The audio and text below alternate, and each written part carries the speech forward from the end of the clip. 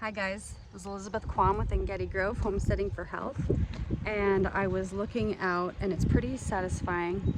I last year planted some Dame's rockets right down in here. So there's the plant.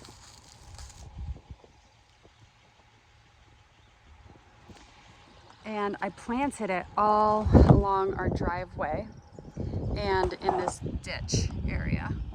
And I'm so glad to see that it is popping up already. It is actually one of the first foraging plants that is edible in the Midwest. So it is it's part of the Brassica family or mustard family. And I'm just in my driveway, so I'm gonna go ahead and drive while I'm videoing because I'm gonna go really slow. And I'm just excited about the beautiful blooms that it will have. It also is a really pretty good vase life flower. And who doesn't, I mean, I love flowers, and I'm gonna be growing a lot of flowers in the future. Even using it kind of as a ministry opportunity as well. I mean, who doesn't enjoy flowers? Okay, guys might not enjoy flowers as much, but there are a lot of guys that appreciate flowers too. Anyhow, it's just good to get familiar. Oh, let me show you this also. It's good to get familiar with some things that you can eat. And I know those carnivores out there, they'll be like, plants are poisonous. And rightly so. If you are reacting to a lot of foods, it's really great just to pull all plants out of your diet, and then just slowly put things back in if you have healed some. And a lot of it, I think, has to do with our mold. And if you've been to my channel, a lot of it has to do with a mold dominant, I'll call it society right now, mold dominant culture, because of all of our pollution that we have is not helping us at all, because fungus loves pollution. It also likes to accumulate heavy metals, and it thrives in pollution, and our bodies are so polluted and our livers are overcome with too much stuff, and therefore when we put food in our bodies, some of the food we're reacting so much to because of autoimmune issues and all this stuff and overfiring of everything. And anyway, I'm not making much sense because I'm just babbling, but I do make sense. This is rose hips. Rose hips. I didn't harvest them last year in the fall. I guess they're good to harvest after a frost. They're good to harvest after a frost, I suppose. Is said. They have kind of a little fun taste to them. And they're good with bioflavonoids. I guess the okra toxin that's often found in our food, okra toxin coming from a mold. Various molds make that toxin. And I suppose it can help knock off the toxin from the albumin. I don't know. Albumin from your blood. And yeah. Anyways, I guess it's a hard one to knock off, and those can help it knock off. But that's kind of more of a naturopathic take on it. I think that also carnivore diet helps you with just bioavailability in your body, and you're not reacting to all your body's not overwhelmed with having to react to all of the plant toxins, in addition to the toxins that you haven't gotten away from.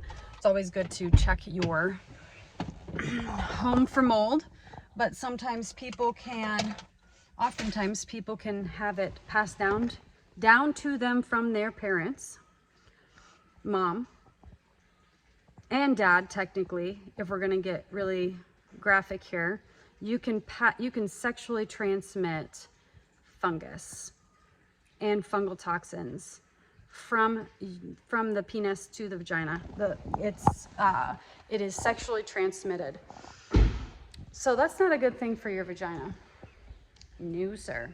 So keep that in mind when you're thinking about things and stuff. But all right, so I got some plants started. I'm doing more of an unedited version today. My cats came back in. And I got some geraniums. You can just like pluck them off of a bigger plant that my mother-in-law had. And so I did that. Down here I have some ginkgo biloba trees that we picked up some nuts. My husband picked up some nuts and he loves the ginkgo biloba tree because it's just a uniform tree, beautiful tree. And it has yellow leaves in the fall. I also started some basil in some of these. I started some, it looks like I need to put more, maybe water. I started some tomato plants here. Yeah, I need to get more water on that. My spray bottle that I had before, the kids got a hold of it and the top just kind of, the sprayer mechanism just got really damaged. It looks almost even burnt. Don't know how that happened. It's not unusual with my kids, but, and then I got some willow. I got some willow tree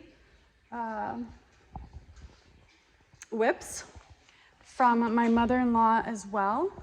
They have a beautiful willow tree. And I want to plant some willows and some others. They actually make aspirin from a willow tree. If you didn't know that, it's kind of a fun fact. I rearranged our living room, dining room area. Pretty neat, I think. I'm gonna put this in a bigger round thing, and I'm a larger top because I don't want the roots to start growing in here and then me not be able to take them out nicely. Actually, I'm just gonna use, whoopsies, I'm gonna use this so that it's nice and big and available. But so yeah, and so I also want to start some zinnias because zinnias are always faithful vase. They just have really long vase life. Same with the Dame's Racket, having long vase life. So just want to really tap into that. Here's my olive tree. Got an olive tree right there. And my aloe vera plant, which is very nice. I actually use that aloe vera a lot with DMSO and iodine and mix that up, and then I put it on my skin some places if there's some irritation of any sort, and then I put tallow on top of that, and it's just wonderful. Okay, that's a lime tree, and that's a grapefruit tree, but the grapefruit tree has not grown very much, and I don't know what this thing is. It looks like a piece of corn. It might be a piece of corn. I have no idea. In here, I planted an avocado tree, and around the perimeter, I had some peach pits from a flat, wonderful peach that I'm just going to grow and see what happens. And sometimes when you grow those from seeds, you know, they don't grow true to type, but you still could have a magnificent fruit tree from it. And it doesn't, if you're just like playing around, it's, you know, if it isn't a good tree, you can put them out in places where you're not going to be working a lot, or you don't really, you're not invested in trying to get that tree to grow wonderfully and beautifully, and you can give it a go and see if it turns into a wonderful tree. Then yay. If the tree dies and you accidentally kill it by mowing over it or something like that, that's fine too, because it didn't really require much investment. And then if it tastes gross, which it probably wouldn't, if it tastes gross, then you can go ahead and cut it down without regretting it too much. So, or it might just be wonderful that you can use it for beauty, because those flat wonderful peaches actually have a very they're said to have a very showy bloom, like a showy bloom. So it can just be a beautiful piece of Colina, come here. She's an outside dog. She's not an inside dog. Come here, girl. She's wonderful. She's a Caracachon, livestock guardian dog. Love her. She's wonderful. All right, well, guys, thanks for hanging out with me. I'm glad that if you